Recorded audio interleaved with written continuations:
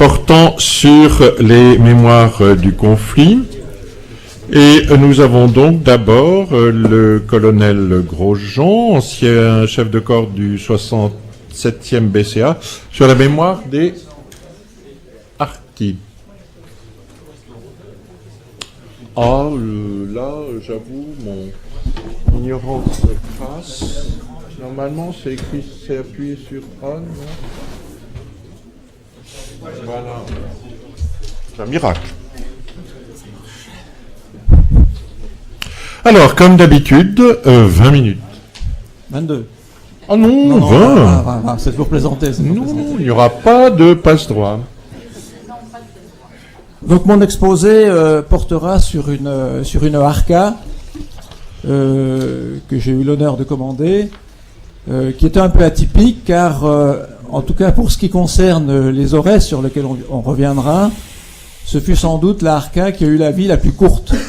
Elle est née en mars 60 et elle a disparu des radars de l'histoire entre avril et mai 62.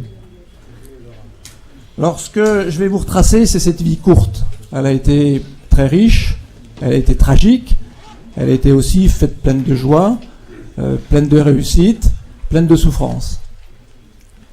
Alors, au préalable, je vais vous brosser un peu le cadre de l'action. Donc, l'exposé aura 5 parties. Le cadre géographique de l'action, essentiellement les Aurès, les forces en présence, naissance de la harka, vie opérationnelle de la harka, mort de la harka.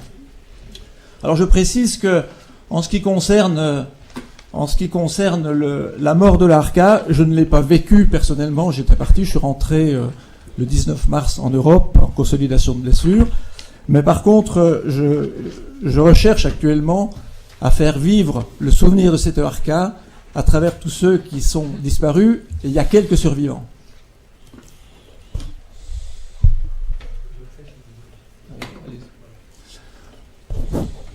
Donc les Aurès, c'est ce massif, un massif calcaire très important qui ressemble pas du tout à la Kabylie et qui se situe, qui a 2 massifs principaux, les Aurès et les Nemencha. Ensuite, je vais le faire. Les Nemencha. Alors, ce qu'il faut bien voir là, c'est que les Aurès Nemencha sont dans la Wilaya 1. Et en fait, la Wilaya 1, qui est adossée à la frontière tunisienne, est essentiellement destinée d'une part à faire régner l'ordre dans cette région, mais surtout à utiliser le bout du barrage pour faire remonter armes, munitions et personnel à travers les Aurès, principalement vers la Wilaya 6 et du côté de Biskra, pour ravitailler les wilayas du nord.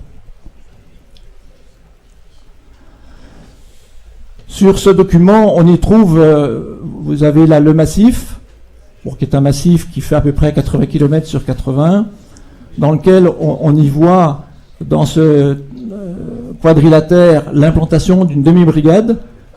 Et ce qu'il faut regarder ici, c'est que la frontière tunisienne est à moins de 150 km. Et on voit à travers ces flèches rouges les différents passages qui ont été intensifs à travers le massif des Aurès et par le sud par rapport à la Wilaya 6. Et ces passages se faisaient en particulier à travers les zones 2 et les zones 3, qui étaient les zones de Kenchla et les zones de Biskra.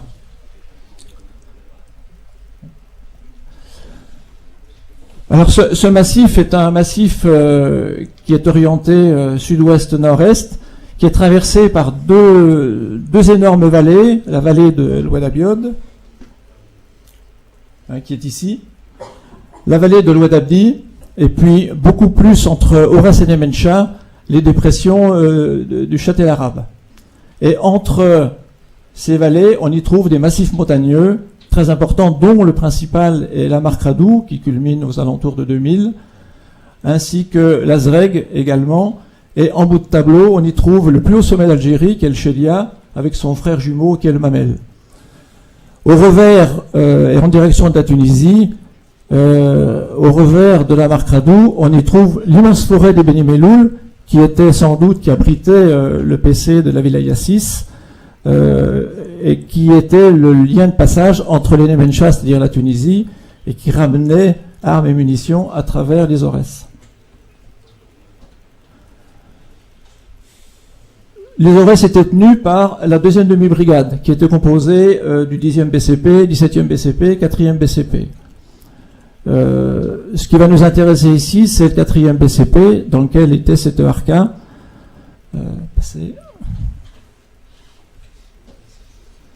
Où on y trouve, dans ce quadrilatère qui était énorme, le 4e BCP était à 5 compagnies, qui étaient étalées dans un dispositif relativement en profondeur, qui faisait face à la Wilaya 1, et qui donnait une zone de chasse de près de 3000 km². C'était énorme.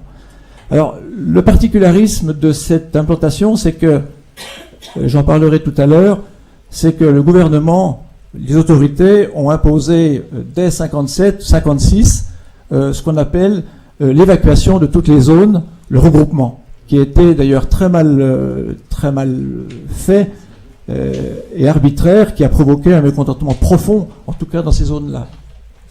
Donc, sur cet immense ovale rouge, il n'y avait personne. Ce qui fait que du coup, ça devenait chasse libre. Caractéristique des Aurès, c'est de sa population.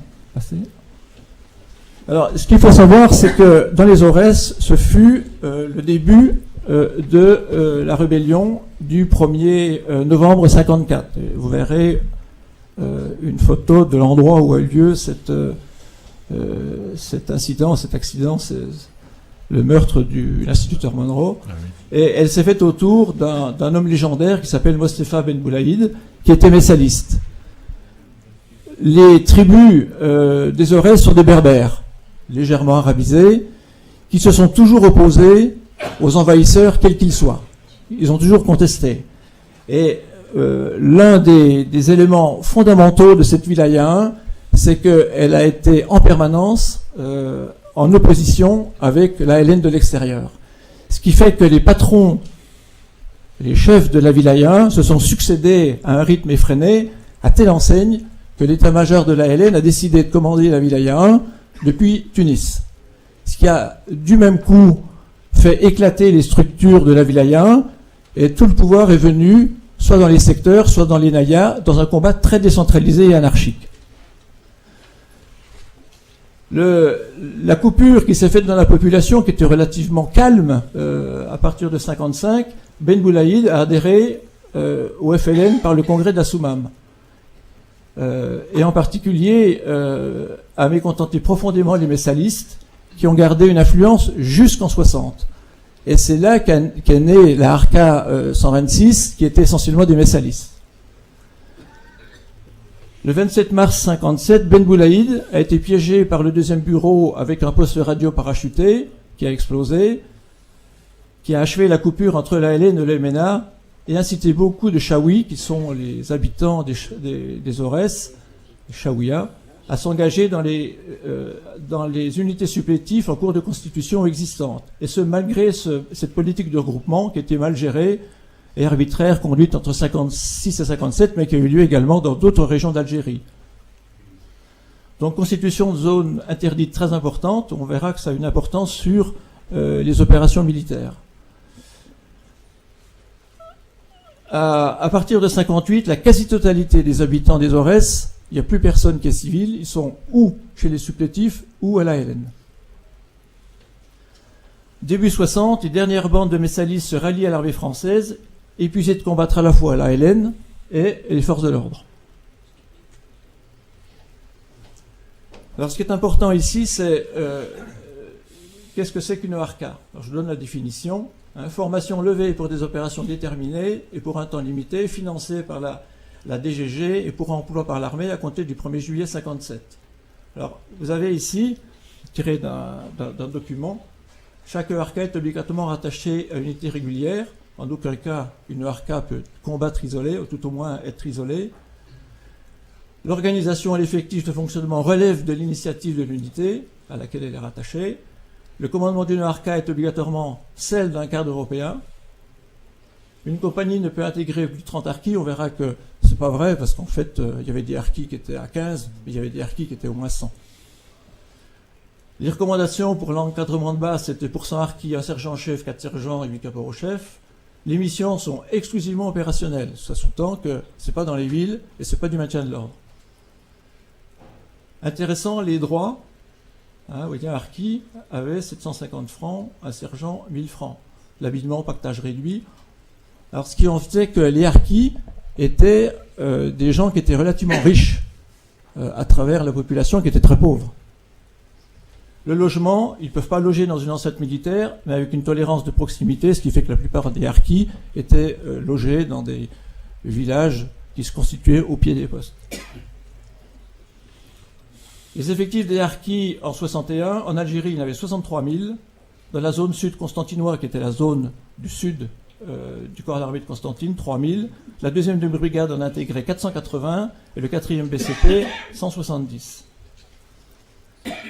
Tous les arcades du bataillon sont commandés par des OR et sont utilisés systématiquement en tête des dispositifs opérationnels. C'était la règle d'emploi de la brigade. Alors l'adversaire, ça reprend un peu ce que je vous ai dit. Vous avez ici rapidement dit, selon les années, tous les mouvements browniens qui ont présidé à au commandement de la wilaya. Ce que je voudrais simplement noter ici, c'est que Abbès, en début 57, a essayé de remettre de l'ordre au sein de la wilaya 1. Il a été aidé par un Mirouche, qui est venu dans les Aurès. Le seul qui a vraiment sorti du lot, ça a été Shérif Mahmoud, qui était un ancien lieutenant tirailleur, qui a été un redoutable spécialiste des passages d'armes. Et puis ensuite, il y a eu un certain nombre d'éléments qui fait que la plupart des chefs de wilaya étaient soit éliminés par leurs adjoints, soit convoqués à Tunis, jugés parce qu'ils complétaient en permanence. Depuis Tunis, donc on y a vu apparaître Krim Belkacem, Mohamed Saïd, Boumedienne a commandé la wilaya 1 en son temps pendant quelques mois.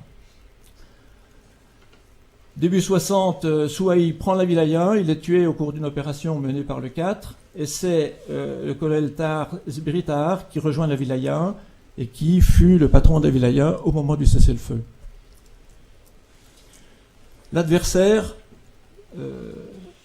le renseignement en avril 60 considère que la Naya, c'est-à-dire la zone d'Aris, qui était au centre, qui était le PC de la même brigade, était fort de 3 katibas, 3 commandos de zone, ainsi que des groupes divers. Il y avait 700 rebelles, 600 armés, 10 armes automatiques, 2 mortiers de 60, ce qui en faisait quelque chose de conséquent. Alors ils agissaient soit au niveau de la katiba, soit en commando zonal, et l'immense forêt des Beni Meloul leur servait de refuge et de repos.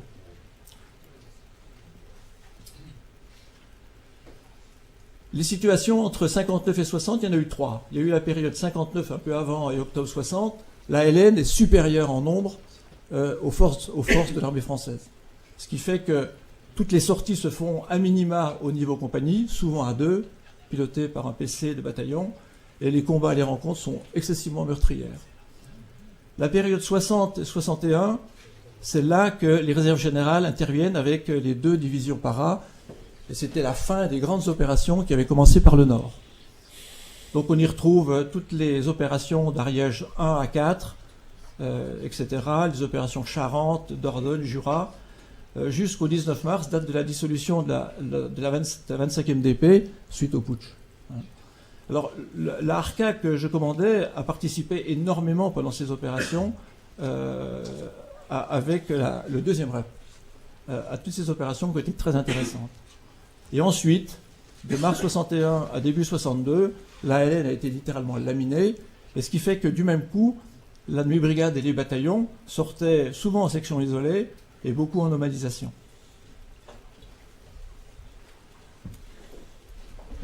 La naissance de la Arca.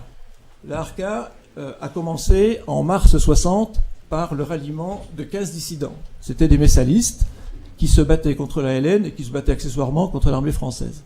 Épuisés, malades, ils se sont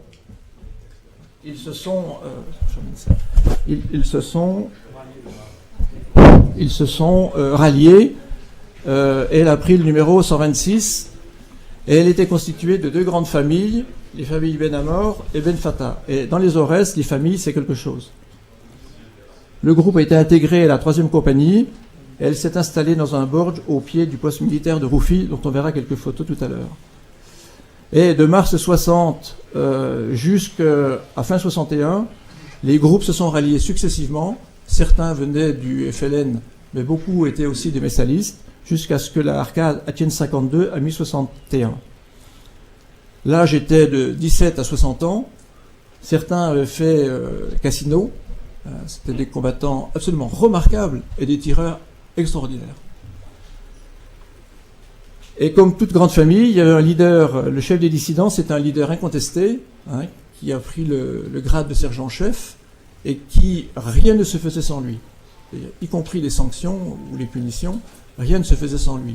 Même les sorties, ça passait par son accord. Jusqu'en 61, le chef de l'Arca est le seul cadre européen à ses risques et périls. Mais à partir de 61, un sous-officier à radio intègre l'Arca parce que ça devenait difficile d'à la fois commander, piloter les avions ou éventuellement les appuis avec Arki qui portait le poste radio mais qui ne parlait pas très bien le français et qui a provoqué un incident grave. L'organisation, comme toutes les Arcas, je pense en Algérie, a été faite en fonction des influences tribales. On ne mettait pas n'importe quelle famille au contact de n'importe quel autre. En fonction de l'armement, qui était très hétéroclite, on verra, l'armement c'était pour moitié de l'armement réglementaire, mais pour le restant c'était de l'armement soit que les harkis avaient ramené, soit éventuellement qu'on avait récupéré au cours des combats. Il n'y avait pas de TED, la section FN c'était 33. En réalité, l'Arca s'est organisée en dizaines, avec un caporal ou un caporal-chef qui permettait à l'infini de marier les groupes en fonction du terrain. Sur le terrain, il y avait toujours entre 35 et 40 harkis. Les plus vieux restaient au Borge pour faire la protection des familles. Mais après les réserves générales, il était fréquent que les harkis sortent seuls ou avec un cadre européen pour faire de la nominalisation pendant 3 jours. Les missions a été essentiellement opérationnelles, soit au sein d'une compagnie, soit en nomadisation, soit au profit du bataillon, en renfort de commando de chasse, soit au profit des réserves générales. Ces pertes, 5 tués, dont 1 par mine antipersonnelle, 9 blessés, dont 2 graves par mine antipersonnelle. Vous verrez, il y a quelques photos. Il y a eu une période où un légionnaire déserteur est venu renforcer 5 minutes. La Wilaya 1 pour y poser des mines. Bon, le terrain, le climat, hein, la neige en hiver, très continental, froid l'hiver, très chaud en été. On continue. L'isolement des postes, hein, pour éviter justement les mines. Hein, les Nords 2500 venaient parachuter les vivres frais au moins. Alors, la caractéristique, sans doute que le reste est le plus beau pays d'Algérie. C'est pas vous qui me direz le contraire. Extraordinaire.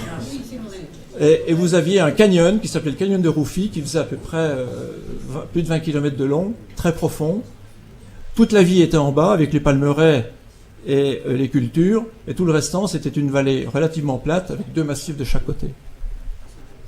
Donc vous avez la vallée, vous voyez le canyon, et vous avez le massif de la Marcradou, dans lequel il y avait fréquemment au moins une katiba. Le poste, hein, on voit le poste depuis qui est ici, poste de Roufi, vue d'hélicoptère et vue de la route. On continue. Le Borge des Harkis qui était au pied du poste. Hein. Vous avez là des half-tracks qui étaient ici, dont on voit le canyon. On continue. Les familles, hein, 35 familles, 50 enfants, hein, dont il fallait s'occuper également. On continue. Vous aviez les gorges de Tiranimine qui fermaient la partie nord, et cette gorge assez mal famée, vous aviez au mal, il y a un tunnel qui avait été creusé par les Romains, hein, qui permettait de passer sous cette montagne, et vous avez ici, le tunnel est juste là, vous avez ici l'endroit où a été tué Monroe, au premier à la Toussaint 54. Bon, on continue, c'est le fond de la vallée. Vous avez alors de la Marcradou, du Djebel par rapport à la Palmeraie, vous aviez tous les chabettes qui descendaient et qui étaient des lieux de passage obligés. Continue. Le canyon, dans sa partie la plus étroite, hein, là il y avait peut-être 5-6 mètres, hein, impressionnant et dangereux. Les pièges, beaucoup de mines à la fois anti-véhicules, sommaires, hein, des pièges rustiques, ou des bouteilles, et ça vous enlève une jambe. Continue. L'armement était collectif, hein, 24-29. Là, vous aviez une Thompson 1143, hein, remarquable, fragile, mais il y en avait 6 ou 7, hein, c'était très bien. Continue. Là, vous aviez un Beretta, Oui. Hein, bon, le PM classique, hein. Fusil de chasse très intéressant en embuscade, hein, surtout en canoncier. Le MAS 49-56, classique. Les grandes opérations, on passe. C'est quasiment fini. Ouais. Le PC Ariège, on continue. Attente et héliportage, bon, c'est toutes les opérations, on peut passer. Les Djebel, là vous avez un T6, bon, on passe. Les bouclages de zone. Les PC, on passe. Les opérations, on passe. Les opérations, à nouveau, inlassable, tous les jours, on passe. La fouille du terrain, vous avez ici, c'est la même vue, ce harki, dans 1 heure, sera mort. Dans une cache. On passe. Le chouf, le renseignement en permanence, hein. On passe. L'abandon généralisé des harkis.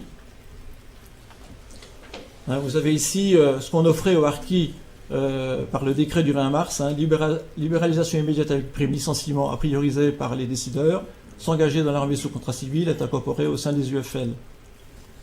Et il y avait un texte qui est apparu, les harkis de toute catégorie menacés peuvent éventuellement être dirigés vers la métropole. Cette note n'est jamais arrivée au dernier échelon. On continue. Les forces locales, bon, passons. La mort de la Harka, toute la Harka a été désarmée par surprise, moi je n'étais plus là. Une partie a réussi à partir, à rejoindre Constantine, embarquer à Philippeville. Une grande partie fut arrêtée, torturée, massacrée. Et quand on connaît la cruauté des Chaouïas, je peux vous dire que ce fut horrible. Le restant a été emprisonné, alors entre avril des renseignements que j'ai, en tout cas 62, 63, 65, mais certains ont pu regagner la France, je ne sais pas comment, les autres furent mis à l'index pendant des années. L'accueil en France, pendant 2-3 ans, c'était les camps de l'Ardoise et de Rivesaltes, je crois, et puis la dispersion dans les bassins d'emploi, Maubeuge, Tourcoing, l'Est, la Sud-Ouest, et c'est ces gens-là qui se sont intégrés. Hein, ils se sont intégrés. Il y a une énorme communauté de harkis, des Aurès en tout cas, qui s'est intégrée dans ces régions. En conclusion, quelles traces doivent laisser les harkis dans l'histoire? Ils ont basculé dans un sens ou dans l'autre, plus pour ne pas subir la violence de l'ALN. On peut penser que les harkis, aux yeux de l'histoire, peuvent paraître comme des traîtres, mais est-ce qu'ils n'ont pas été victimes de l'histoire? Et la responsabilité de leur sort, c'est bien celle du gouvernement français. Pourquoi les autorités qui savaient les massacres en 62, on connaissait les massacres qui étaient déjà au sud, n'ont-ils pas pris la mesure de rapatrier tous les harkis, en tout cas à partir des Aurès? Parce que M. Pierre Mesmer, il a ordonné l'armée française de ne pas ramener les harkis. Et c'est pour ça que moi j'étais abandonné là-bas. Il est désarmé. Dans la nuit. Il est désarmé. Le crime, c'est évidemment désarmé. Bon, on attendra les questions après. Alors, je veux simplement... Non. Bien. Attends, je voulais simplement que les gens lisent ça. Vous n'avez pas une photo de Harry aux gens? Vous n'avez pas une photo de Harry? Voilà tiré de... Tu n'as pas entendu. C'est la dernière. Merveille. Voilà, là, tiré de Harki, un traître mot. En fait, c'est la France qui nous a désarmés, c'est la France qui nous a trahis. Après la France, lorsqu'elle est partie, elle a pris ses enfants, et nous, elle nous a abandonnés. Ensuite, c'était une affaire de couteau. Voilà. Bien. Merci. Terminé, merci. Donc les questions et les réactions après.